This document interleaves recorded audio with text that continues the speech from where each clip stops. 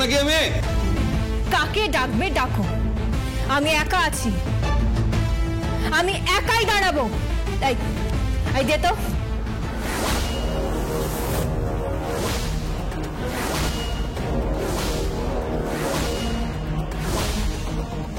এবার কাকে ডাকবে ডাকো, ফালা করে দেবো একদম, এখানেই মেরে দেবো। তুই কেন এরকম করছিস আমি তো কিচ্ছু বুঝতে পারছি না। পরে সব বুঝতে পারবো না, বরণটা ওনাকে দিয়েই করাও। এই নারদ যোগ্যতা নেই যে তুমি ওকে বরণ করবে। নিন বরণটা করুন। মম, করে দাও না বরণটা, করে দাও বরণটা। হ্যাঁ দিদি, বরণ করে নাও, সময় নষ্ট করো না।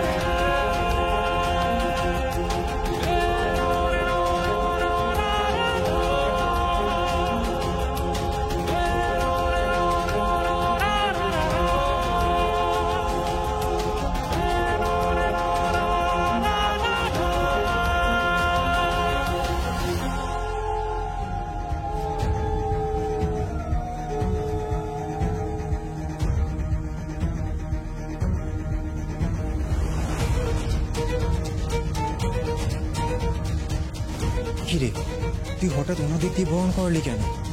এই পাপী লোকগুলোকে আমার মা বরণ করবে না। কারণ কি কারণ?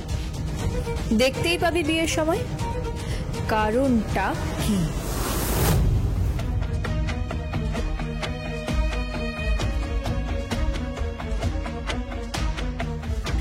এসে গেছেন? হ্যাঁ এসে গেছি। সব ঠিক আছে তো? আরে সে কোথায়? পেছনের দরজা দিয়ে মন্দিরে চলে গেছে। আপনি আসুন। চল চল চল। ওই পাত্রীকে নিয়ে আসুন, বিয়ে শুরু হবে এবার।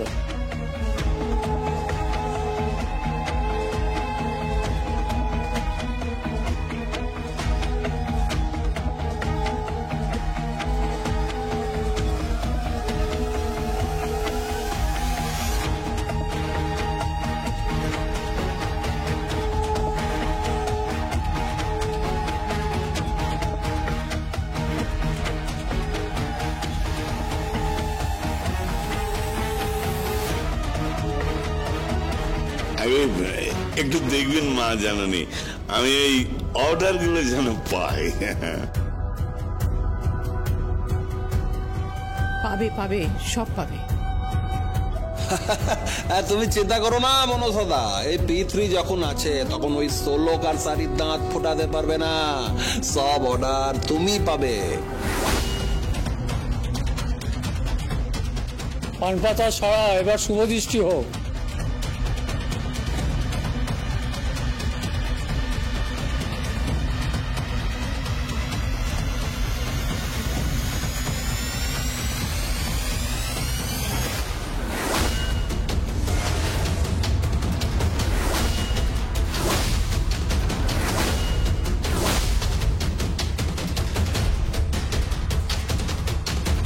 বাবা, এই মেয়েটা কে? কে এই মেয়েটা?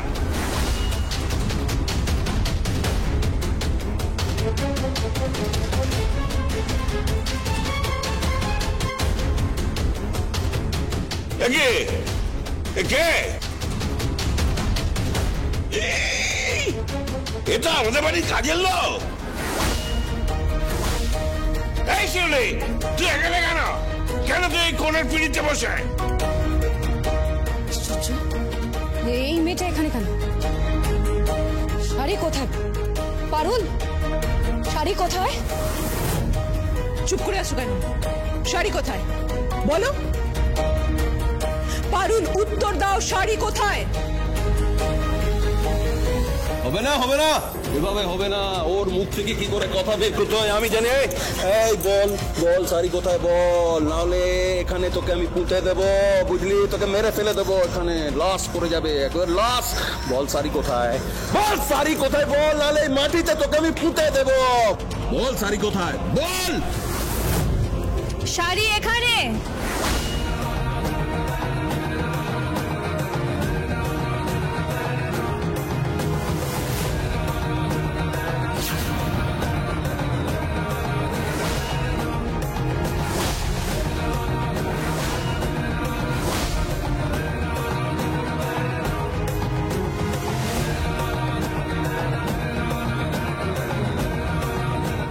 হ্যাঁ, শাড়ি এখানে।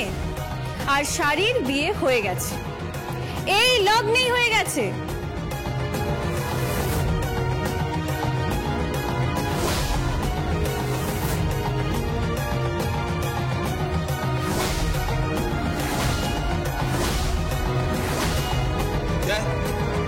কে বিয়ে করলো?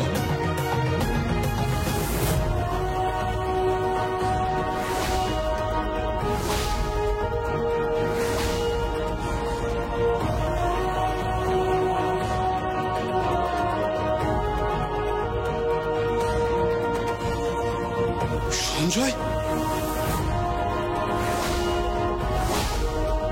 আরে ये तो ঘরের শত্রু বিভীষণ। হ্যাঁ,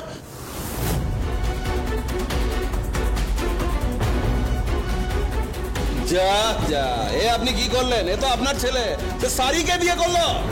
ছে, সঞ্জয়, তুমি হ্যাঁ? এটা কি করেছো? তুমি কি করেছো?